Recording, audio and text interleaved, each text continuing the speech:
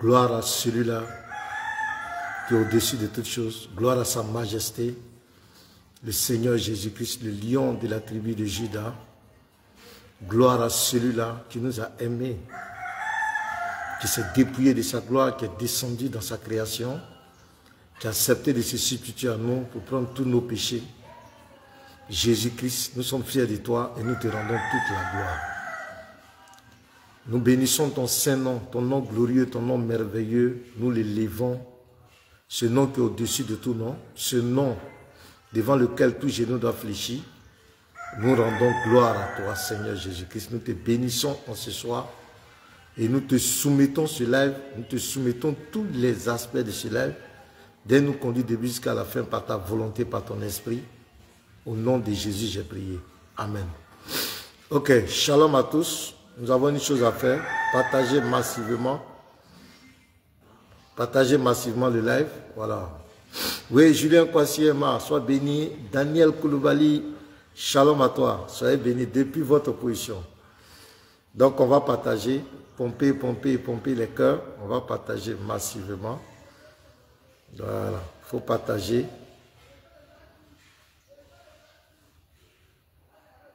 Il faut partager massivement. Partagez massivement dans le groupe. Elias Yana, shalom à toi. Voilà, mettez les cœurs. Partagez les frères. Partagez depuis votre position. Partageons, partageons, partageons, partageons.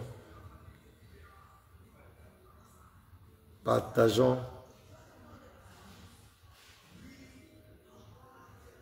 Voilà, pomper les cœurs.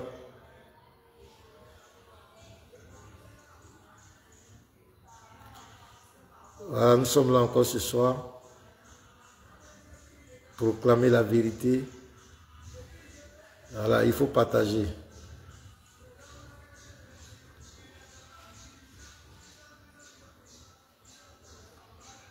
Partagez massivement dans les groupes.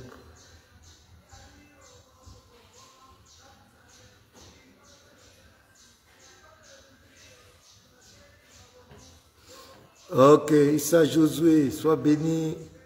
Léandre Boni, shalom à toi. Voilà. Oui, shalom à vous tous. Soyez bénis, partagez, partagez, partagez. Faites monter le mercure. Paradis Alban Yetouzio. Sois béni depuis ta position, mon frère. Voilà, partagez. Partagez dans les groupes WhatsApp, partagez partout. Partagez, partagez, faites monter le mercure. Voilà, partageons, partageons, partageons, partageons. Voilà.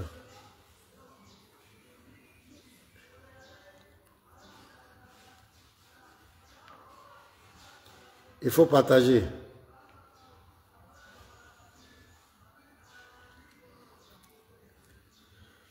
Nous sommes sur notre deuxième partie.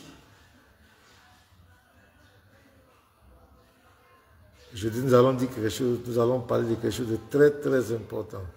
C'est pourquoi il faut partager si tu es d'accord avec moi. Faites monter le mercure, taguez tous ces prédicateurs musulmans.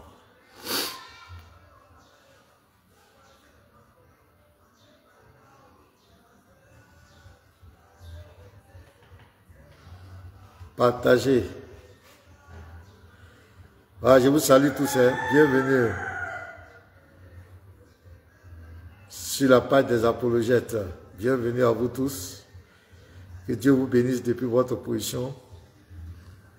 Voilà, partagez. Comme je suis en train de le faire, il faut partager.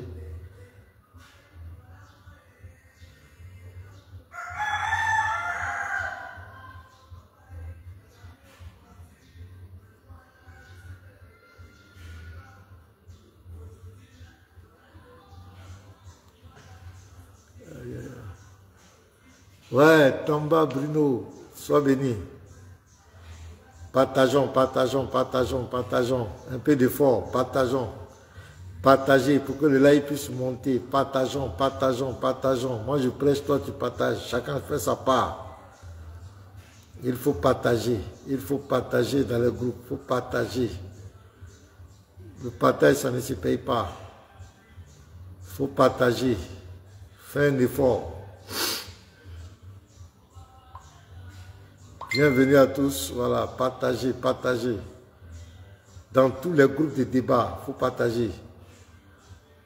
Il faut taguer tous ces prédicateurs musulmans. Il faut les appeler ici. On va les instruire. Partagez, partagez, partagez, partagez.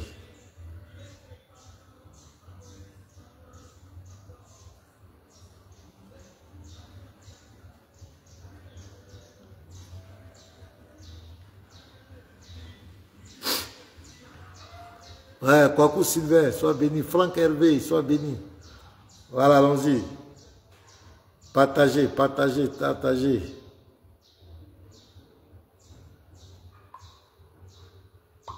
Voilà, partagez, faites monter le mercure. Dans quelques minutes, on va commencer, donc il faut partager. Il faut qu'on partage.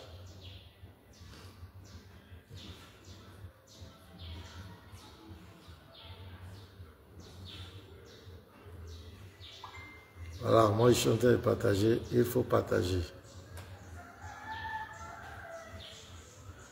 Voilà, quand tu partages, on monte.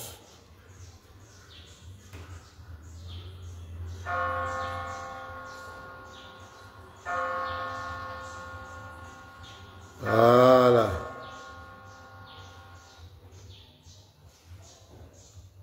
Partageons, partageons, partageons, partageons, partageons. Allons-y, les frères. Un peu d'effort. Partagez dans les groupes.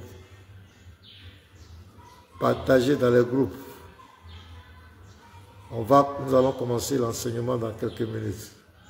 Mais ce que je te demande, c'est de partager massivement.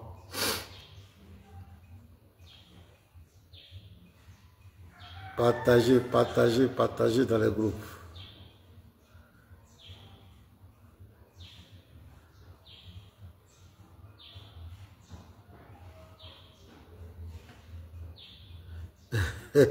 Ah, Djibril, là, ah, tu avais disparu, tu es là.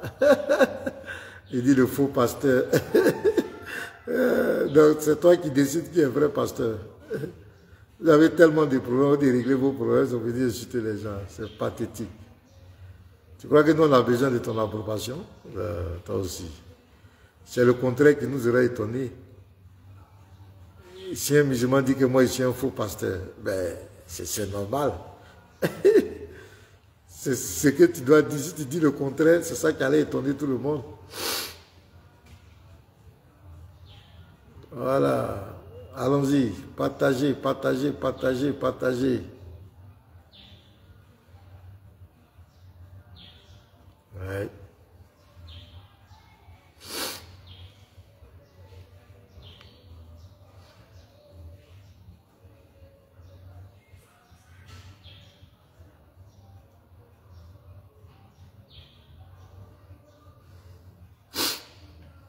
Ouais, Goli Gouré Allemand, sois béni. Allons-y les frères. Voilà, avec un peu d'effort.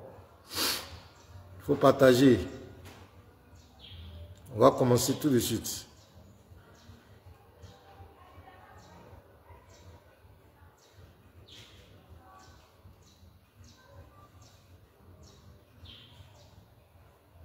Zeus de Sama, voilà, il faut partager mon frère.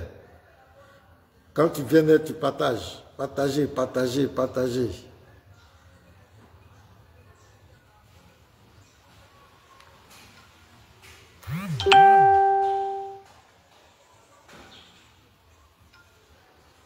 Partagez, taguez-moi tous ces prédicateurs.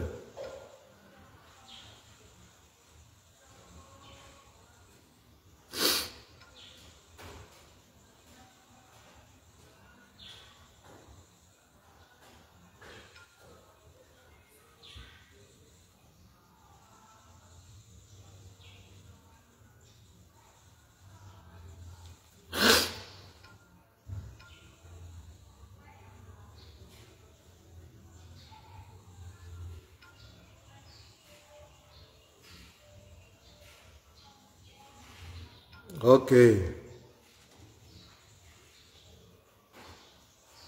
Allez, il faut qu'on monte.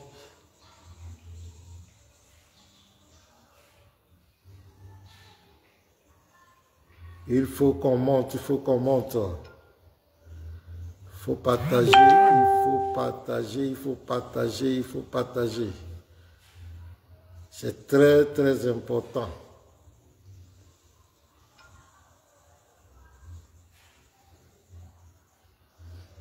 Dans quelques minutes, nous allons commencer le live.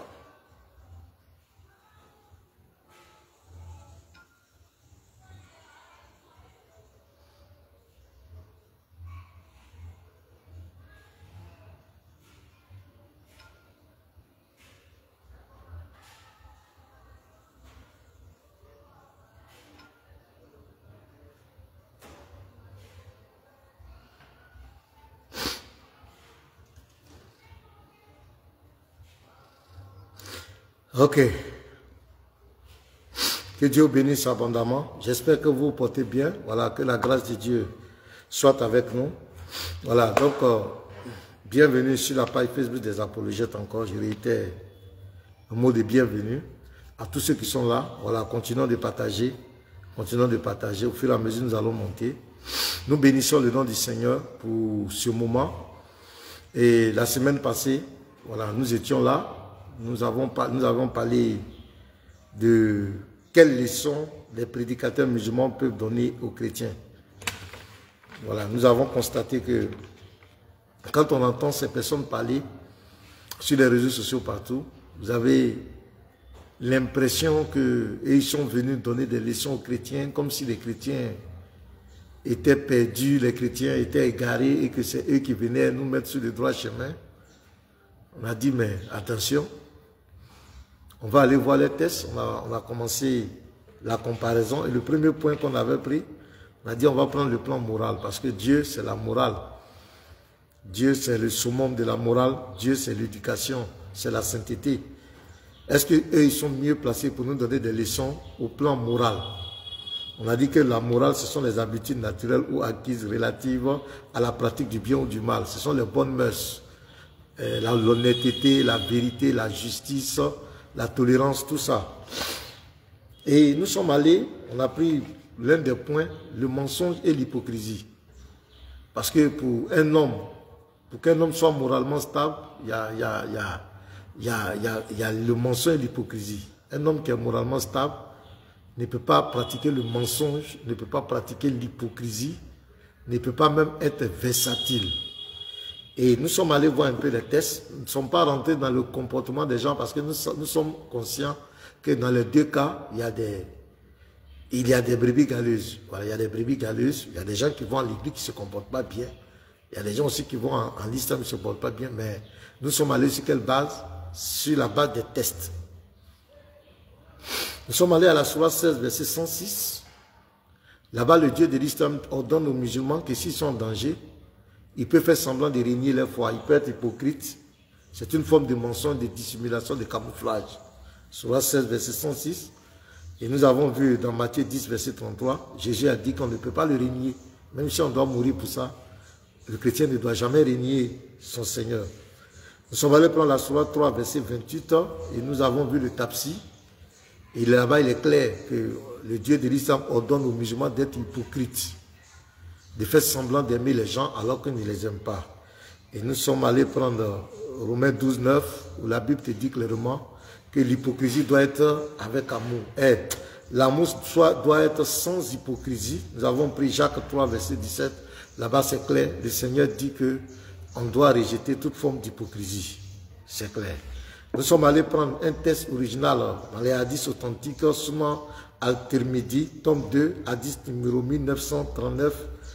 Dans ce hadith, il est ordonné, le Dieu de l'islam ordonne aux musulmans de mentir dans trois cas. Il peut mentir à sa femme, il peut mentir en temps de guerre, il peut mentir pour réconcilier les gens. On a trouvé que ce n'était pas normal, donc on ne peut pas réconcilier les gens avec la vérité. On ne peut pas échapper à la guerre avec la vérité. On ne peut pas réconcilier les gens avec la vérité. On a pris Jean 8, verset 44, où le Seigneur Jésus dit que le père du mensonge, c'est le diable. Et 1 Timothée 1, verset 10, le mensonge est proscrit. Et Jésus a dit dans Apocalypse 21, verset 8, tous ceux qui pratiquent le mensonge, leur part, c'est dans les temps ardents de feu. Ils iront en enfer. Nous sommes allés prendre la sourate 66, verset 2, où il est dit que le musulman peut briser son serment. C'est-à-dire qu'il peut dire une parole et la rejeter. Et le contraire de ce verset, c'est que le prophète de l'islam lui-même, qui est le modèle, avait une esclave qu'on appelait Marie la Copte. Il a eu des rapports avec elle dans la chambre de sa femme, d'une de ses femmes, Hafsa. Donc on mettait pression sur lui pour qu'il arrête ça. Il va prendre un engagement avec ses femmes. Mais comme il ne pouvait pas tenir l'engagement, ce verset va descendre pour lui permettre de continuer d'avoir des rapports avec Marie la Copte. On a trouvé que ce n'était pas bien. Et nous sommes allés voir dans Ecclésiaste 5, verset 3 à 5, où le Dieu de la Bible, que si tu prêtes un serment, tu dois le respecter. Si tu as pris un engagement, tu dois le respecter. Et Jésus nous a dit dans Matthieu 5, verset 37, que ton oui soit oui et que ton non soit non. Donc on a compris clairement que, moralement parlant, ils n'ont pas de leçons à nous donner, parce que nous, dans notre livre de foi, Dieu ne nous a jamais ordonné de mentir, d'être hypocrite. Mais dans les livres de foi, on leur demande de mentir, d'être hypocrite. Donc à partir de ce moment, moralement, ils ne sont pas mieux que les chrétiens. Donc nous sommes encore revenus ce soir pour continuer. Puisque aujourd'hui, nous allons parler spécialement de la prière. La prière, je vais vous faire des révélations. J'ai fait des investigations, j'ai causé avec des musulmans qui nous ont révélé des choses graves que je vais vous exposer. Mais avant cela, nous allons voir une vidéo. Vous allez comprendre. Nous allons voir une vidéo. Voilà, je veux que vous partagez le live. C'est très très important de partager, de continuer de partager. Nous allons voir une vidéo. C'est à la base de cette vidéo que nous allons continuer. On verra deux vidéos, mais je vais jouer la première vidéo d'abord. Je veux que vous partagez. Écoutez très bien. Vous allez voir, on va prendre cette première vidéo.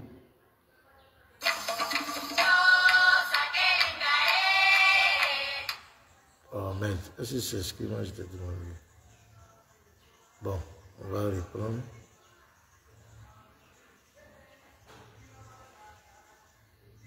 Voilà. J'espère que vous allez bien voir, et bien me positionner, pour que vous voyez bien la vidéo. Écoutez très bien cette vidéo. Voilà. On a dit, moi-même j'étais musulman, je m'appelle Madou Sanogo, ou bien je m'appelle Chaka, n'est-ce pas, Chaka Ouattara, n'est-ce pas, lorsqu'ils disent ce genre de noms-là, et puis ils essaient d'attirer dans les mailles de la fille les plus faibles, les plus simples d'esprit. Comme moi-même, mon papa était imam, mon papa était muezzin, c'est mon papa qui lavait la mosquée, c'est mon papa qui, n'est-ce pas, nettoyait les bouillards de la mosquée. Tout ça pour, n'est-ce pas, agrandir leur business. Lorsqu'ils présentent ces noms à connotation musulmane, Madou Sanogo, Chaka Ouattara, Dirissa Ouattara, n'est-ce pas, ce genre de noms-là, quand ils disent ça, c'est pour attirer les faibles d'esprit. Le jeune musulman qui ne connaît rien de sa religion, qui ne sait pas qu'il est le plus honoré, il est le meilleur des hommes s'il pratique l'islam convenablement. Celui qui ne le sait pas, lorsqu'il entend ces noms-là, automatiquement il se laisse attirer. Donc il dit quoi? D'abord, dans son premier discours, d'abord il veut faire croire aux gens que des gens n'ont jamais quitté l'islam pour devenir chrétiens. Mais c'est une réalité. D'abord, le message qu'il donne, il veut faire croire aux gens, il veut faire comprendre aux gens que tous ceux qui ont des noms en connotation musulmane, qui sont devenus chrétiens, ce sont des menteurs. Ça, ce sont des signes de l'intolérance religieuse. Parce qu'ils ne supportent pas que des gens... Oh, la réalité est là. Nous savons qu'il y a des chrétiens, soit des chrétiens qui quittent le christianisme pour devenir musulmans, mais il y a des musulmans qui quittent l'islam pour devenir chrétiens. Il y en a, c'est nombreux, ils sont pleins. Même jusqu'à présent, seulement d'autres, plusieurs le font même dans l'anonymat, parce que, à cause de la loi de l'apostat, contre l'apostat, d'autres le font dans l'anonymat, parce que si tu es dans des pays où la charia est appliquée, tu as 3 jours pour revenir. Si tu ne reviens pas, on doit te tuer. Maintenant, les pays qui n'appliquent pas la charia, c'est une mort sociale. On te réunit. Actuellement, nous sommes en train de payer la scolarité d'une sœur qui a accepté le Seigneur Jésus-Christ, qui a suivi nos autres, qui a accepté le Seigneur Jésus-Christ, aujourd'hui son père la menace, sa scolarité de elle, il lui reste 200 000 francs, son père dit ne paye pas si elle ne renonce pas. Donc c'est une mort sociale, il la menace même de la mettre dehors. Donc il y a toutes ces réalités, mais tu vois que c'est un problème pour eux. Mais le mot qui nous attire dedans, il dit quoi? Il dit que quand quelqu'un pratique l'islam, il est le meilleur des hommes. Il est le meilleur. Ça dit que quand quelqu'un est musulman, on le met au-dessus, on met le musulman au-dessus des autres êtres. Et c'est comme cela. C'est comme si vous allez envoyer des mots, ils emploient des mots koufar, kafri, bousmani, mécréant. Quand quelqu'un n'est pas musulman, il faut le rabaisser. Ce sont des propos rabaissants. On dit les mécréants. Si vous entendez, l'islam, c'est la meilleure des religions, la meilleure des communautés. Ils se disent tous meilleurs. C'est une prétention inouïe. Ils se disent meilleurs, meilleurs, meilleurs, meilleurs. Mais vous avez vu la première étude, moralement parlant, ils ne sont pas meilleurs que les chrétiens. Vous voyez? Donc ce monsieur, vous voyez, il dit, le fait que des gens ont des noms à connotation musulmane, qui deviennent chrétiens, pour lui, ce sont des menteurs, ce sont des menteurs, ce sont des trucs. Vous voyez? Et il dit que celui qui pratique l'islam est le meilleur des hommes. En quoi il est le meilleur des hommes? C'est de la propagande. Donc, ce soir, nous allons continuer encore. Nous allons parler de la prière. La prière. Voilà. Dans le premier point, c'était au plan moral. Nous avons compris clairement que maintenant, on va voir la prière. La prière. Est-ce que un musulman peut-il donner des leçons à un chrétien quand il s'agit de la prière? La prière, l'adoration, c'est de s'adresser à Dieu. Parler à Dieu, rentrer dans une intimité, exalter Dieu, présenter ses requêtes à Dieu, un moment de consécration. Bon, en islam, on appelle ça la salat. La salat, donc on va comparer les deux pour voir est-ce qu'eux, ils ont des leçons à nous donner quand il s'agit de la prière. Parce que nous ne sommes pas dans la propagande. Les discours, on peut se mettre sur les réseaux sociaux, c'est nous la meilleure des religions, c'est nous les meilleurs des hommes, c'est nous la meilleure communauté, les autres sont des koufars, les autres sont des kafris, des bousmani, les autres sont des égarés. On peut le dire, c'est facile de le dire. Mais il faut comparer les textes, il faut voir. C'est ce que nous allons faire maintenant. Donc on va commencer d'abord la prière chez le musulman, la salat. La prière doit se faire en direction obligatoirement de la Kaaba. Le musulman, quand il prie, il doit mettre sa direction il doit être en direction de la Kaaba. Et cette prière doit être obligatoirement en arabe. La salat doit être en arabe.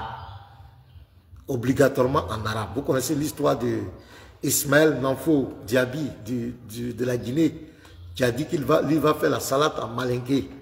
Mais il a eu tous les problèmes. Jusqu'à présent, il a des problèmes. Les problèmes ne sont pas encore finis. Il dit que lui va prier dans sa langue maternelle. C'est devenu un problème. Bon, on ne sait pas. Donc, il faut obligatoirement prier en arabe 5 fois par jour. Voilà, 5 fois par jour. C'est obligatoire.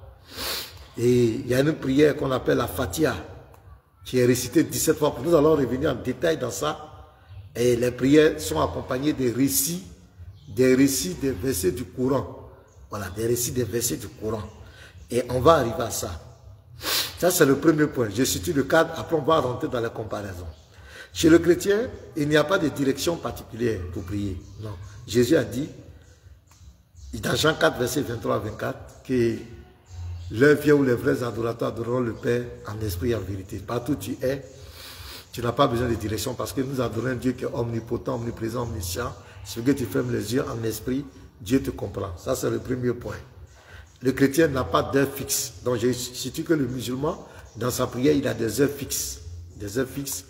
Et il y a des paroles programmées qu'il doit raconter. Voilà, c'est ce truc. Chez le chrétien, il n'a pas d'heure fixe. Dans 1 Thessaloniciens 5, verset 17, on doit prier sans cesse. Le chrétien prie à tout moment. Il prie sans cesse. Voilà. Le chrétien n'a pas de langue particulière. On ne lui a pas imposé une langue particulière dans la prière. Non. On ne lui a pas imposé une langue particulière. Donc, je situe les deux côtés. Les deux. Maintenant, nous allons rentrer en profondeur. Nous allons rentrer en profondeur.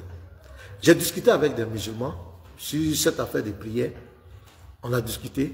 Donc, le musulman, quand il prie, il a des sourates. Bon, il y a la première sourate Fatiha, on appelle la sourate de l'ouverture, qu'il récite au moins 17 fois par jour. Et il accompagne aussi sa salat avec d'autres. Il récite d'autres sourates du Coran. Il récite d'autres sourates du Coran. Et j'ai posé la question à un musulman, à plusieurs. Il a dit, mais donc vous récitez pratiquement tout le Coran. Il dit, oui, toutes les sourates du Coran, on les récite dans nos prières. Mais mes frères, j'ai même posé la question, mais il y a des versets il y a des sourates quand même de violence. Il y a des sourates quand même de haine. Il y a des sourates quand même de malédiction. Il y a des sourates où on demande même d'anéantir les chrétiens. Vous récitez? Il dit oui. Il dit il y a des sourates d'injures. Donc vous entendez souvent les gens chantent la chorégraphie, c'est doux entendre. Mais ce qui est dedans est très grave. Et on va y rentrer dedans. C'est-à-dire que quelqu'un qui vient adorer Dieu, qui vient dans la présence de Dieu, et qui va se mettre à réciter des prières de haine, des prières de violence. Ça ne concorde pas. Mais avant de continuer, je vais jouer une vidéo, une autre vidéo, écoutez cette vidéo, un cheikh qui va parler d'une sourate particulière, et c'est sur ça. Voilà. Écoutez très bien ce cheikh. Voilà. Écoutez-le. Souratul Fatiha. Sourate d'ouverture, Souratul Fatiha, sourate qui débloque les situations difficiles, Souratul Fatiha, sourate que tu peux tout avoir dedans, Souratul Fatiha, sourate qui peut tout te donner dans ce monde, Souratul Fatiha, sourate qui ouvre tous les portes, quelle que soit la porte fermée, sourate qui te ouvre ça. Regardez le commentaire de notre frère. Allahu Akbar, j'ai fait ça. Hier, à 1h, aujourd'hui, j'ai vu le résultat. Que Allah, le Tout-Puissant, vous bénisse. Qu'est-ce que tu peux faire? Hier et aujourd'hui, Allah te répond. Si ce n'est pas Souratul Fatiha, si ce n'est pas la prière, si ce n'est pas la prière de nuit, mais qu'est-ce qu'il a fait? C'est quoi il a fait? Je sais que tu veux écouter. Calme-toi. Écoute très bien cette vidéo. Billahi pratique-le. Et toi-même, tu feras témoignage en bas de cette vidéo. Tout ce que je vous demande, mes frères et sœurs, partagez la vidéo pour puisse aider l'un de tes frères musulmans à faire cette prière. On n'a rien à perdre, on a juste la prière à faire. C'est quoi la prière? La prière de 4 à 4 de Souratul Fatiha. Souratul Fatiha, c'est quoi? Bismillahirrahmanirrahim. Alhamdulillahi Rabbil Alamin. Ar-Rahmanirrahim. Maliki Yawmiddin. Iyaka na'budu wa iyaka nasta'in. Ihdina siratal mustaqim. Siratal ladzina an'amta alayhim ghayril maghdubi alayhim waladdallin. Amin. Tu vas faire une prière de 4 à 4. Mais cette prière, ce n'est pas la prière obligatoire. C'est une prière pour demander à Allah pour qu'il te ouvre les portes. Donc tu te lèves tard dans la nuit. Lorsque tu te mets sur ton tapis, tu demandes à Allah, Ya Allah, je viens prendre mon intention. Je vais faire cette prière pour toi. Car j'ai confiance à toi. J'ai même ma foi sur toi. J'ai même ma confiance sur toi. Je veux que tu me ouvres tous les portes fermées. Et tu dis Allahu Akbar. Souratul Fatiha, Bismillahirrahmanirrahim, jusqu'à la fin. Tu vas répéter 11 fois le premier rakat. Le deuxième rakat, Souratul Fatiha. Tu vas répéter le deuxième rakat, Souratul Fatiha. Ok. Cette prière, Souratul Fatiha, on va décortiquer cette prière. Et vous allez voir, on dit c'est la prière d'ouverture. Mais vous allez voir le fond de cette prière. Comment, en quoi cette prière peut être une prière d'ouverture. Et les musulmans récitent ça 17 fois par jour, Souratul Fatiha. Ils récitent quand ils vont dans la prière. Donc, sans plus tarder, nous allons prendre notre courant. L'Al-Fatiha, c'est la première sourate.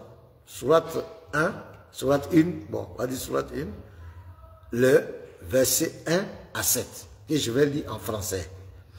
Au nom d'Allah, le tout miséricordieux, le très miséricordieux, louange à Allah, Seigneur de l'univers, le tout miséricordieux, le très miséricordieux, maître du jour de la rétribution. C'est toi seul que nous adorons et c'est toi seul dont nous implorons secours. Guide-nous dans le droit chemin. Le verset 7 pour finir. Le chemin de ceux que tu as comblés de faveur, non de ceux qui ont encouru ta colère, ni des égarés. Voilà. Voici ça. C'est la sourate qu'il récite 17 fois par jour. Mais ce qui va nous intéresser ici, c'est le verset 7. C'est le verset 7 qui va nous interpeller. Parce que le monsieur vient, c'est un chèque. Il dit que ça, si tu récites, ça t'ouvre les portes, ça peut être truc. Donc il y a un Dieu qui exauce ça pour t'ouvrir les portes, pour te bénir. Maintenant, regardez dans cette prière. C'est le verset 7. Voilà. Le chemin de ceux que tu as comblés de faveur. Ça parle des musulmans. Non de ceux qui ont encouru ta colère. Ça parle des juifs. Et ni des égarés. Là, les égarés, ce sont les chrétiens. Je répète, le verset 7. Le chemin de ceux que tu as comblés de faveur, ça parle bien des musulmans. Non pas de ceux qui ont encouru ta colère, ça parle des juifs. Ni des égarés, ça parle des chrétiens. Bon, quelqu'un qui vient réciter la haine, ça dit que c'est des choses qu'il récite chaque fois. La haine contre des communautés, parce que ces communautés ne sont pas musulmanes. Ces communautés ne croient pas en leurs livres. Ça a quoi à voir avec une prière? C'est quel Dieu qui exauce une telle prière? C'est quel Dieu? Et c'est ce qu'il récite 17 fois par jour. 17 fois par jour. Et ce monsieur nous dit que ça ouvre les portes. Ça donne des bénédictions. On vient rester des choses, la haine contre des gens, des malédictions contre une communauté parce qu'elle n'est pas de votre communauté. Vous les récitez. Et il y a beaucoup qui sont ignorants. Ils ne savent pas ça. Tous les exégètes musulmans, les tafsirisés, la sourate 1, verset 7, ça parle bien, ceux qui encourent ta colère, ça parle des juifs, et ceux, les égarés, ce sont les chrétiens. Parce que le Dieu du Coran, il est en courroux contre les juifs et contre les chrétiens. 17 fois par jour. Et le monsieur nous dit que ça ouvre les portes. On prie. Non, ce n'est pas possible. En quoi je viens me présenter devant Dieu pour prier? L'adoration, la prière, c'est une intimité. Jésus a dit, si tu ne pardonnes pas à ton frère ses offenses, moi non plus je ne te pardonne pas. Dans 1 Timothée 2, verset 8, il dit, quand les hommes veulent prier, qu'ils lèvent les mains pures, ni mauvaises pensées. Mais comment je peux me présenter devant Dieu avec des paroles de malédiction, avec des paroles de haine contre des communautés? Est-ce que les frères, vous comprenez la gravité de ce que je suis en train de dire? On va rentrer plus en profondeur, vous allez comprendre. C'est la première, la soirée qui récite 17 fois dans la prière. Au verset 7, ça parle des juifs et des chrétiens. Je vais vous lire d'autres sourates. Je posais la question à certains musulmans. J'ai dit, regardez par exemple, cette sourate-là, sourate 9, verset 30. Est-ce que vous la récitez aussi dans vos prières? Il dit, on récite tout. Regardez, je vous lis cette sourate. Pour confirmer ce que j'ai dit à la sourate 1, verset 7, je vous lis cette sourate, sourate 9, verset 30. Ce sont des choses comme ça qu'ils récitent en arabe, dans les prières. Les juifs disent, Isaïe est fils d'Allah. Les chrétiens disent, le Christ est fils d'Allah. Donc ici, si les juifs m'avaient dit que Isaïe est fils d'Allah, c'est selon leur croyance. C'est leur croyance. Ils n'ont pas fait du tort à quelqu'un. C'est ce qu'ils croient. Les chrétiens disent que Jésus est fils de Dieu. C'est notre croyance. On n'a pas fait du mal à quelqu'un. Mais regardez la suite. Telle est leur parole provenant de leur bouche. Ils imitent le dit des mécréants. Donc ils traitent les juifs et les chrétiens de quoi? De mécréants. Avant eux. Qu'Allah les anéantisse. Qu'Allah les anéantisse. C'est une malédiction. Comment quelqu'un peut venir devant Dieu pour adorer Dieu et puis prononcer ce genre de prières? Comment je peux venir devant Dieu? Je dis, je vais adorer Dieu. Ça a quel lien avec mon adoration avec Dieu? L'adoration, la prière, c'est quelque chose de sacré. C'est une intimité entre moi et Dieu. Je viens exprimer ma reconnaissance, ma dépendance à mon Dieu. Mais la malédiction d'un être humain, parce qu'il ne croit pas à quoi avoir avec la prière. Mais bien aimé, c'est très grave. Le chrétien, quand il prie, il lui est défendu, même on dit s'il ne pardonne pas. Jésus même a dit, même quand tu vas faire ton offrande, et que tu te souviens même que tu as problème avec ton frère, va d'abord te réconcilier avec lui avant de faire ton offrande. On ne peut pas venir se présenter Dieu et puis rester des prières de haine, de violence. C'est des choses comme ça, il récite en arabe. Le verset 1 qui est récité, la sourate, la Fatiha qui est récité 17 fois par jour, dedans il est dit clairement que les chrétiens sont des égarés et les juifs encourent la couleur de leur Dieu. On récite ça pourquoi? Ça a quoi à voir avec une bénédiction? C'est quel Dieu qui exauce cette chant de prière? De méchanceté. C'est quel Dieu qui demande ici, quand on va dire, et j'ai demandé aux musulmans, j'ai dit donc vous récitez tout. Il dit oui, on récite tout, tout le Coran. J'ai pris une autre verset, regardez, j'ai pris par exemple ici, regardez cette sourate, encore, sourate 111, le verset 1 à 5. On leur a posé la question. Alors c'est plusieurs musulmans, pour ne pas se tromper, pour ne pas qu'on se trompe. Je lis cette sourate, sourate 111, verset 1. Que périssent les deux mains d'Abou Lahab et que lui-même périsse. Sa fortune ne lui sert à rien, ni ce qu'il a acquis. Il sera brûlé dans un feu plein de flammes. De même sa femme, la porteuse de bois. À son cou, une corde de fibres. J'ai demandé aux musulmans, donc vous récitez ça aussi. Il dit oui, on récite tout. Il dit on récite tout. Vous récitez ça? Quelqu'un à qui on souhaite, on dit que périssent les deux mains d'Abou Lahab et que lui-même périsse. Sa fortune ne lui sert à rien, ni ce qu'il a acquis. Il sera brûlé dans un feu plein de... J'ai dit, mais ça a quoi à voir avec l'adoration? Non, c'est un rappel. J'ai dit, mais rappel de quoi? Mais à la mosquée, les imams font des rappels, les oussas font des rappels. Mais tu viens adorer Dieu là. Ça, ce sont des paroles de haine. Des paroles de méchanceté. On souhaite que quelqu'un brûle en enfer. Et je viens réciter ça dans la prière. Mais quelle leçon? En quoi vous êtes meilleur que nous? En quoi vous êtes la meilleure communauté? En quoi? En quoi? En quoi vous êtes meilleur que nous? Abou Lahab a eu son affaire là-bas. C'est fini. Moi, je viens réciter ça pourquoi? J'ai dit, je rentre dans l'intimité avec mon Créateur pour adorer mon Dieu. Mais ces genres de paroles-là ont quoi à voir avec ma relation avec mon Dieu? Ça n'a pas de sens. Et c'est pourquoi ils doivent le réciter en arabe. Obligatoirement, il faut qu'ils récitent ça en arabe. Parce que ça dit que... Vraiment... Non, mais il faut que les gens nous expliquent. Hein? Parce que quand vous vous vantez, vous êtes la meilleure de communauté. Moi, ça me fait rire. Ça me fait vraiment rire.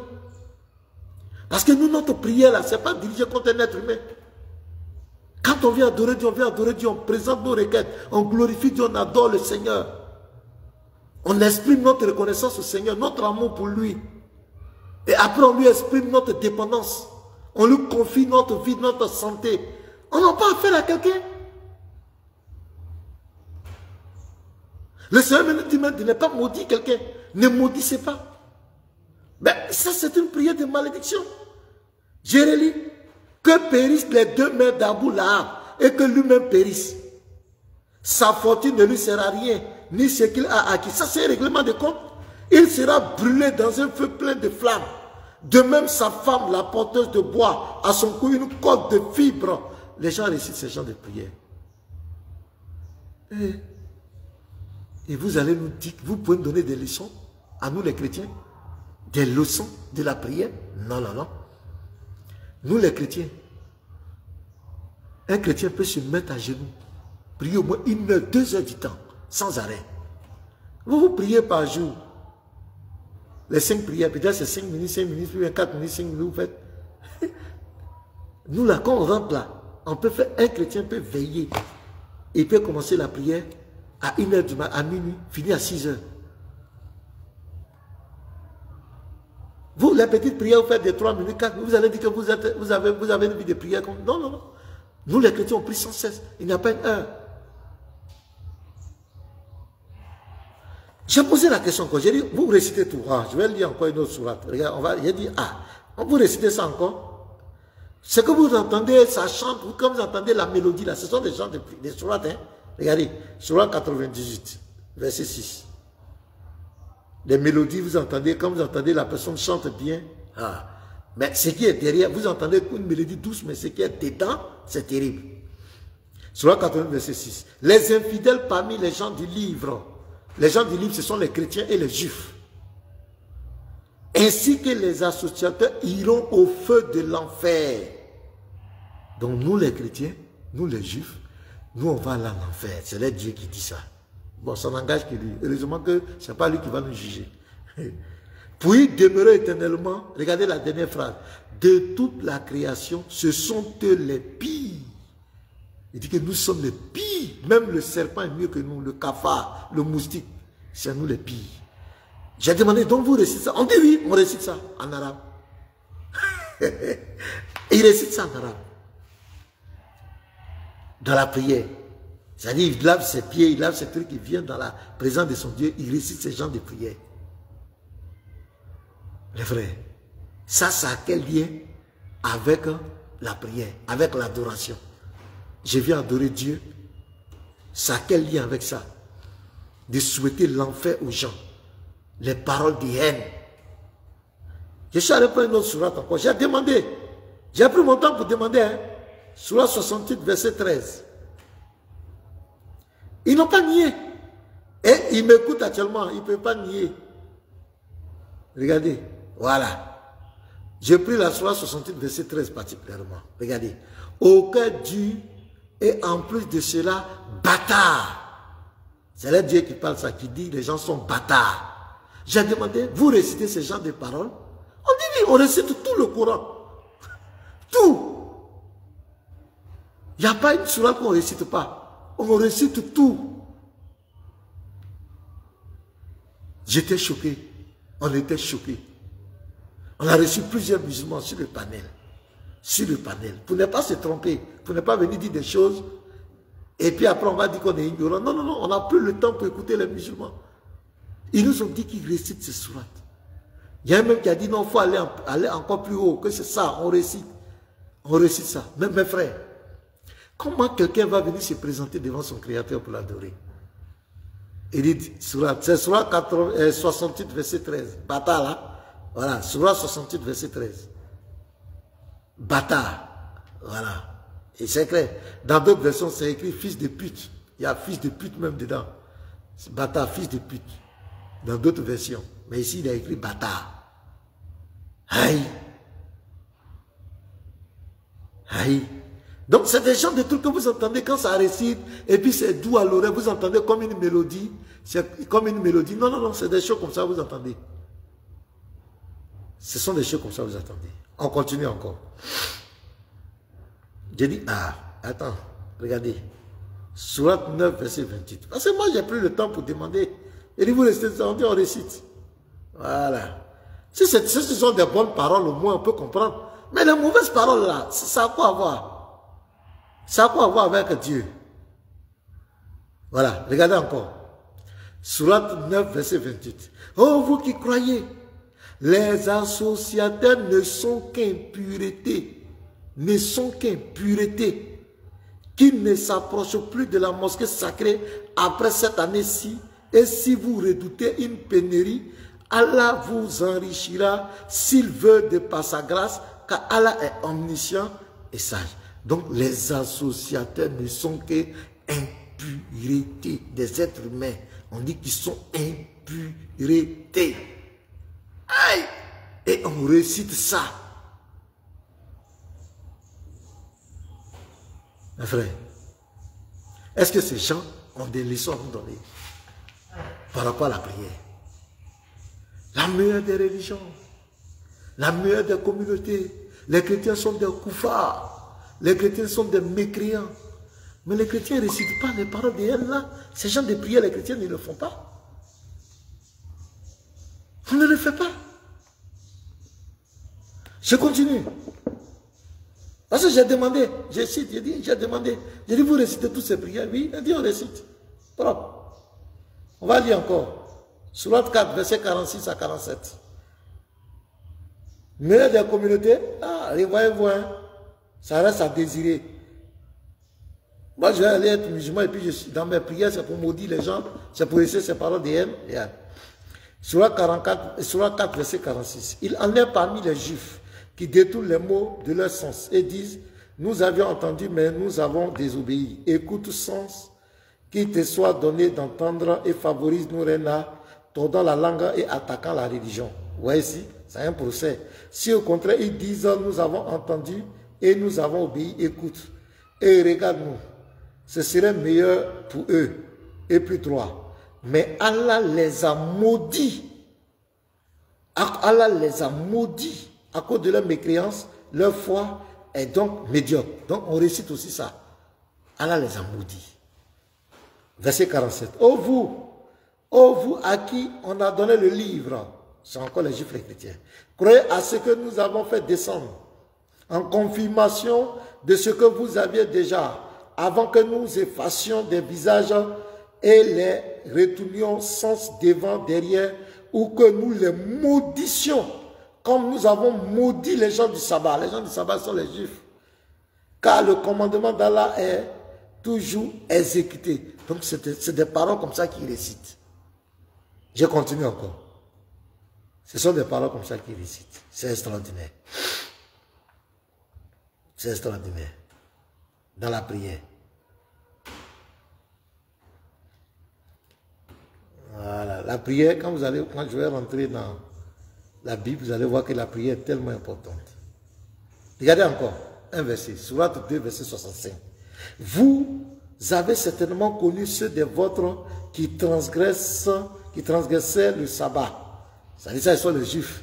Eh bien, nous leur dîmes, soyez des singes abjects.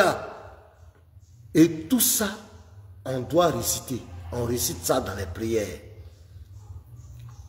Il y en a tellement. Si je veux dire, on ne va pas quitter ici. Des paroles violentes destinées contre les juifs et les chrétiens. La sourate d'ouverture, 17 fois par jour. Le verset 7, la Fatiha. Ceux qui encouent ta colère, les égarés.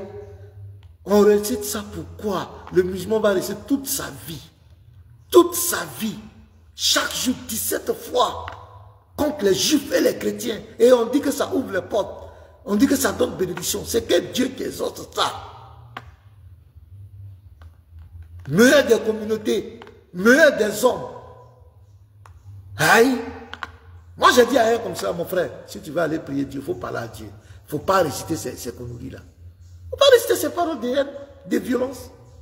Dieu ne peut pas t'exaucer. Tu ne vas pas t'exaucer. J'ai dit à plusieurs, j'ai dit arrêtez ça.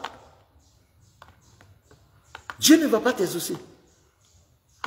Tu ne fais que nourrir en toi la haine. Tu ne peux pas aller réciter la haine contre les gens, la méchanceté contre les gens. C'est quelle prière? Je vais aller là-bas et puis je reviens. Regardez ce que Jésus dit. Regardez comment Jésus parle de la prière. La prière, ce n'est pas de l'amusement. Regardez. On va prendre Matthieu. Donc notre prière n'est pas dirigée contre quelqu'un. Matthieu 6, verset 5. Regardez l'importance de la prière. Tellement c'est sacré. D'abord, il a dit qu'il faut ceux qui adorent le Père en esprit et en vérité. C'est une intimité. Donc, je ne vais pas venir réciter des paroles de haine, de malédiction dans mon intimité avec Dieu. Ça n'a pas de sens. Jésus dit, lorsque vous priez, ne soyez pas comme des hypocrites qui aiment à prier debout dans les synagogues. Je ne dis pas du nom de quelqu'un. Vous savez ceux qui se mettent debout partout. Et au coin des rues, vous connaissez. Je n'ai pas dit nom de quelqu'un. Pour être vu des hommes. Donc on connaît. Ceux qui, quand ils vont aller prier, vont sonner la fanfare. Tout le monde va savoir qu'ils prient partout dans le coin des rues. On doit les voir en train de prier. Il y a des images, même tu vois, ils sont sous la pluie. Ça, on appelle ça le zèle amer. C'est du m'as-tu vu. On cherche à se faire voir. Pour être vu des hommes, pour qu'on les voie. On connaît ceux qui font ça. Le chrétien n'est pas comme cela. Je vous le dis en vérité, ils reçoivent leur récompense. Tu voulais qu'on te voie, non? On t'a vu, c'est ta récompense. Tu allais te mettre dans les rues partout pour qu'on te voie. Souvent, on bat les routes. Pour qu'on te remarque, non? Oui, on t'a remarqué. Jésus dit, tu as eu ta récompense. C'est ce que tu voulais, non? On t'a vu. Voilà. Regarde ce que Jésus nous dit. Mais quand tu pries, entre dans ta chambre. Parce que c'est très intime. Ce n'est pas de l'amusement. Ferme ta porte. Et prie ton Père qui est dans le lieu secret. Et ton Père qui voit dans le secret te le rendra. Prie ton Père. Je rentre en intimité avec mon Dieu. Je ne vais pas venir réciter ces paroles de haine comme mon frère, contre un être humain. Ces paroles de malédiction, pourquoi? Ça me donne quoi? En priant, ne multipliez pas de vaines paroles. Ce sont des vaines paroles. De venir maudire les gens. De venir raconter la haine contre des gens. Ce sont des vaines paroles. Comme les païens qui s'imaginent qu'à force de paroles, ils seront exaucés. Ne leur ressemblez pas, car votre Père sait de quoi vous avez besoin avant que vous le demandiez. Regardez ce que Jésus va dire. Voici comment vous devez prier. Notre Père qui est dans les cieux, que ton nom soit sanctifié. Tu dois d'abord sanctifier le nom de Dieu, tu dois le glorifier, tu dois l'adorer. Ce n'est pas venir réciter, notre Père qui est dans les cieux, que ton nom... Non, ce n'est pas ça. Jésus explique. Il donne les étapes de la prière. Donne-nous aujourd'hui notre pain quotidien. Ça dit, tu exprimes ta dépendance à Dieu. Seigneur, sans toi, je ne peux rien. C'est toi qui me donnes la nourriture. Vous voyez? Pardonne-nous nos offenses, comme nous pardonnons aussi à ceux qui nous ont offensés. Tu vois? Et il dit de demander pardon à Dieu.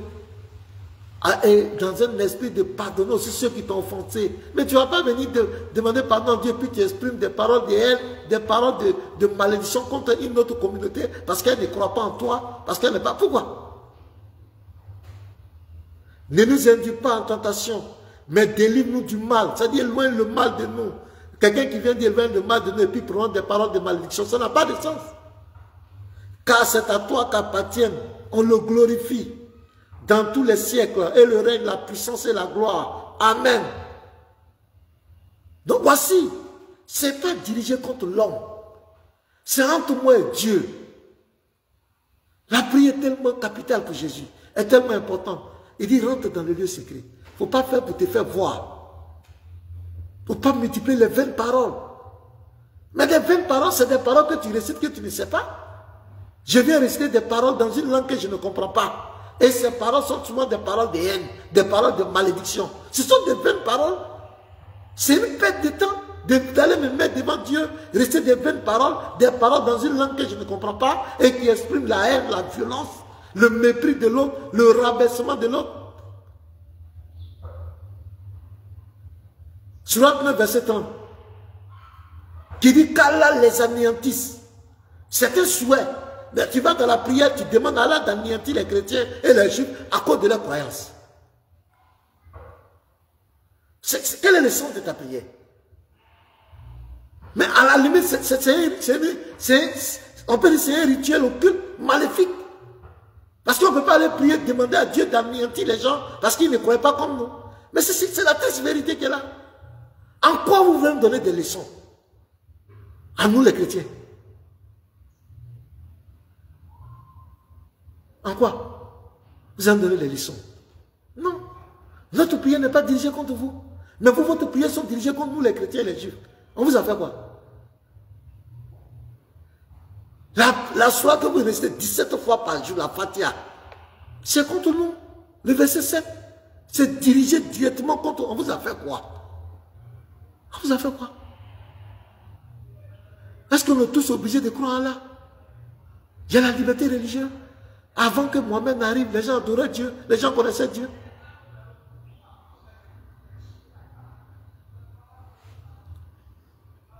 J'ai envie de parler même du jeûne. Prochainement, on va parler du jeûne. Le jeûne encore, là c'est catastrophique encore. Il n'avait pas de leçon. Le chrétien, quand il veut jeûner, il ne mange pas à 5 h du matin. Quand le chrétien mange la nuit, à 19 h, 20 h, il ne mange pas. Quand il se réveille le matin, c'est qu'il a mangé à 20 h là, et puis il allait dormir là, c'est ce qui reste dans son ventre le matin, il fait le jeûne. Et le chrétien, quand il veut jeûner, il ne sonne pas de la trompette.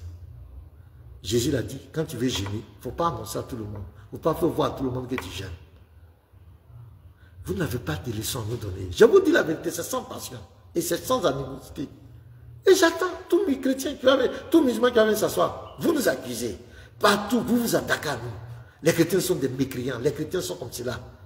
Quand je vais attaquer le côté idolâtrie, vous dites que nous sommes des idolâtres. Nous nous adorons un homme. Nous sommes des égarés. Mais quand on va attaquer là-bas, ça va chauffer. Vous ne pouvez pas donner des leçons sur l'idolâtrie. Vous ne connaissez pas Dieu que nous. connaissez pas Dieu que nous. Quand on vous entend, c'est de nous lancer les pics. Et ce qui est pathétique dans cette affaire, quand ils critiquent les chrétiens, quand ils disent n'importe quoi sur les chrétiens, ça passe. Ça, c'est normal. Mais quand nous critiquons aussi l'islam, nous devenons des ennemis. Ils n'aiment pas les critiques. C'est quoi je vous dis actuellement? Je vais vous dire quelque chose. Actuellement sur TikTok. J'étais là-bas plein, ils bavardaient, Jésus n'est pas Dieu, c'est rentré, c'est sorti, les chrétiens sont égarés. Et pas de ça. Nous, les chrétiens, on s'est retrouvés là-bas. Aujourd'hui, ils ont peur de nous affronter. Ils ont peur. Parce que les chrétiens se sont documentés. On a leur source. Ils ont peur. Donc, ils ont créé des clubs de frustrés. Des clubs de frustrés. Quand on fait nos lives, ils viennent avec des faux comptes et puis ils regardent tout ce qu'on dit. Quand on finit les lives, ils s'en vont ouvrir là pour pleurer, pour frustrer. C'est pourquoi tu vas les entendre. Nous, on dit que le prophète de l'islam a marié Aïcha à 6 ans et a eu des rapports sexuels, elle, à 9 ans. Ce sont les sources qui le disent. Il y a au moins plus de 20 hadiths authentiques qui parlent de ça. Même le nectar cacheté. Les sources disent ça. On n'a rien inventé. C'est écrit. Mais qu'est-ce qu'ils font? Ils vont se mettre dans leur coin pour pleurer. Que Rebecca a été mariée à 3 ans et Isaac avait 90 ans. Quand il a marié Rebecca à 3 ans, on dit le désespoir, c'est le ridicule, le désespoir pour vous tuer. Et on dit c'est écrit où? Dans la Bible. Non, c'est un rabbin, je ne sais pas quoi là, c'est un rabbin qui dit que Rebecca avait 3 ans. Mais nous les chrétiens, d'abord quand tu lis Matthieu 21, le verset 36 au verset 46, Jésus a arraché, le royaume, l'autorité spirituelle dans la main des rabbins, des scribes, des docteurs de la loi pour donner aux apôtres. C'est pourquoi dans Éphésiens 2 verset 20, le fondement de nous les chrétiens, ce sont les prophètes, les apôtres et Jésus-Christ. Moïse ne nous a jamais dit qu'Isaac avait 90 ans et qu'il a marié Rebecca à 3 ans. Vous allez raconter, les Juifs, vous pouvez aller prendre les rabbins, les quoi qui lisent, qui écrivent le Talmud, le Midrash, pour combattre la foi en Christ, pour combattre même la parole de Dieu. Nous, on le sait. Mais ça fait pitié. Le désespoir. Et ce qui me fait rire, quand tu les entends parler, par exemple, quand j'ai parlé du mensonge qui est permis, qui est ordonné par le Dieu de l'islam, le mensonge et l'hypocrisie, qui est ordonné par le Dieu de l'islam, et ils vont dans la Bible maintenant, et puis ils cherchent des parties où quelqu'un a menti, où quelqu'un a renié Dieu. Ils disent, voilà, dans la Bible aussi. Non, c'est quelqu'un, c'est un homme, parce que la Bible n'a jamais caché le péché des gens. La Bible ne cache pas le péché des gens. Même si tu es le grand Abraham, si tu as menti, la Bible va dire que tu as menti. C'est quoi la Bible n'est pas falsifiée? Parce que si la Bible était vraiment falsifiée, la Bible n'allait pas exposer, il y a des faits graves que des prophètes ont commis dans la Bible. Mais pourquoi ils ont mis? C'est la preuve que c'est un livre de vérité. C'est dans le Coran que vous voulez cacher les péchés des prophètes. Les prophètes sont des êtres humains. Ils peuvent se tromper. Ils peuvent se tromper. Nous, la Bible n'a jamais caché. Quand Noé a bu le vin, la Bible a écrit, pion. La Bible a écrit, mais ce n'est pas Dieu qui lui a ordonné de faire. Quand Lot a couché avec ses 2 filles, où ils lui ont donné l'alcool, il a bu. La Bible a écrit pour dire que l'autre là, il a fait ça. Parce que ce n'est pas un ange, c'est un être humain.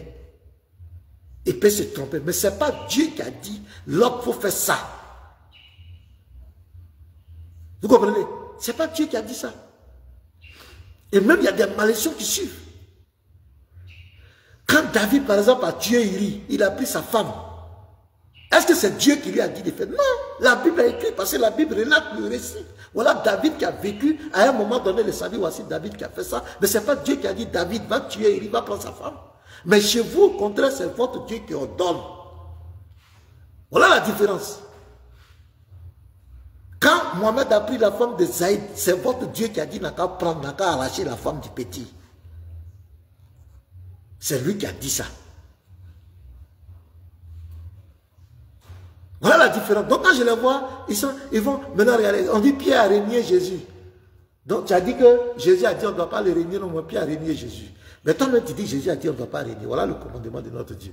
Tu ne dois pas régner. Pierre est un homme, arrivé à un moment donné, il a été faible, il a régné. Mais ce n'est pas Dieu qui lui a donné. Mais dans le Coran, à la 76, verset 116, c'est votre Dieu qui dit, si vous êtes en danger, régnez-le. Où est la différence? Où est la différence? Voici la différence. Donc vous n'avez pas de leçons à nous donner. Et moi, ce qui me fait encore pitié, souvent quand tu exposes des vérités sur l'islam, tu exposes des vérités sur le prophète, qu'est-ce qu'ils vont? Ils se rabattent sur l'Ancien Testament. Mais moi, ça me fait pitié. Vous dites que vous êtes la meilleure des religions, vous êtes l'islam est venu parachever, l'islam doit prévaloir sur les autres. Ça veut dire quoi? C'est comme quelqu'un qui a un portable. Il y a le portable iPhone. Les iPhones là, c'est parti quand iPhone 14, iPhone 15, iPhone, je ne sais pas combien ça est, les degrés ça est. Mais le iPhone 15 par exemple, ne peut plus se comparer au iPhone 12. On suppose que l'islam c'est l'iPhone 15. Selon vous, parce que vous dites que l'islam est venu parachever, est venu corriger les autres règles des autres communautés, des autres religions. On est d'accord? Mais l'islam ne doit plus se comparer à l'Ancien Testament. Mais là, quand tu exposes la laideur de la religion, hein, dans la Bible aussi c'est écrit, non? Dans l'Ancien Testament là-bas c'est écrit, mais ça fait honte. iPhone 15 ne doit plus se comparer à iPhone 12. Vous êtes à iPhone 15, assumez. Pourquoi toujours partez chercher là-bas? Nous on est en train d'évoluer. Jésus même a mis fin au talion. Et dent pour dent. Jésus a mis fin à ça. Il a dit dans Matthieu 5, verset 37 et 8, il a mis fin au talion. C'est fini, nous les chrétiens on évolue. Mais pourquoi chaque fois vous voulez nous ramener là-bas? Nous on a dépassé l'ancien temps, c'était la loi de Moïse. C'était un contexte bien déterminé. Dieu et son peuple qui devait faire la conquête de sa terre. Des peuples qui voulaient exterminer les enfants d'Israël. C'était la loi du talion. Dieu dit de rendre l'appareil. Ils veulent vous exterminer, tuer vos enfants, tuer les vieillards, les mamans. Donc faites l'appareil. C'est comme cela. Et le contexte des enfants d'Israël, c'était un peuple qui au courait. Dieu même voulait les faire disparaître. Un peuple qui a vu les miracles de Dieu, c'est quoi Dieu a haussé le ton, il a mis des lois. Et ces lois, la plupart de ces lois étaient des lois dissuasives. Mais quand ça chauffe sur vous, vous dites que vous êtes la meilleure des religions. Pourquoi vous vous comparez encore à quelque chose que vous-même vous dites que ce n'est pas bon? C'est en parenthèse, c'est pour vous dire les frères, ces gens n'ont aucune leçon à nous donner, nous les chrétiens. Aucune leçon. Ce que j'ai dit là, j'ai enseigné par rapport à la prière. Allez-y demander aux musulmans. Les musulmans honnêtes vont vous dire que ce que le pasteur a dit, c'est la vérité. Ce sont ces sourates-là qui récitent. Dans les salades, en arabe. D'autres ne savent pas ce qu'ils récitent. La Fatiha, 17 fois par jour. Le verset 7, c'est contre les juifs et les chrétiens. Ça a quoi à voir avec la prière? Vous avez quelle leçon à nous donner? Nous, on prie à tout moment. Et quand nous on veut prier, on prie, on passe le temps, on adore le Seigneur, on chante ses louanges, on chante sa gloire, on lui exprime notre amour. Ce n'est pas contre un homme. On ne va pas venir réciter les prières des haines, les prières des trucs, parce que Dieu peut-être a maudit quelqu'un quelque part, Dieu avait puni quelqu'un, et puis je vais prendre pour mettre dans ma prière. Ça a quoi à voir? C'est à quel lien? Je suis multiplié, puis je vais prendre la haine, les palabres de quelqu'un, la malédiction des gens, je viens réciter. Vous n'avez pas de leçon à nous donner, mes frères. Je suis vraiment désolé. Voilà, il est quelle heure? Je suis désolé. Vous n'avez vraiment pas de leçons à nous donner. Il est 15 heures. Donc, on va s'arrêter là pour aujourd'hui, pour ne pas être très long. Voilà, pour que vous retenez ce qui est dit. Si on parle trop, ce n'est pas bon. Donc, si quelqu'un, peut-être a une préoccupation, veut faire un appel, pour appeler sur le WhatsApp. Le WhatsApp, je l'ai mis plus 225. On va faire au moins peut-être 15 minutes d'échange, mais 10 minutes, quelqu'un qui a une question, il peut la poser. Plus 225 07 09 11 74 96. C'est ici le titre même. Plus 225 07 09 11 74 96. Vous pouvez appeler si quelqu'un a une question ou une préoccupation. Si vous avez bien compris, partagez massivement pour faire du bien aux gens. Je suis ouvert à tout échange. Voilà, tout échange. Celui qui dit que ce que j'ai dit est faux là, on peut faire des échanges. Tu viens, Je suis sur TikTok, sur Facebook. Tu peux me dire, je veux devant les gens, devant tes abonnés. Je veux qu'on échange. Voilà. Et on va échanger. S'il n'y a pas, oui, sois béni à ta Théodore. Donc, voici un peu. Donc, aujourd'hui, la première, on a vu quoi? Au plan moral, nous avons donné les versets. Voilà, pour ceux qui n'ont pas commencé, vous pouvez voir, j'ai fait un rappel au début du live. Vous pouvez voir. Aujourd'hui, c'était sur le plan de la prière. Et puis, j'ai brossé un peu le jeûne.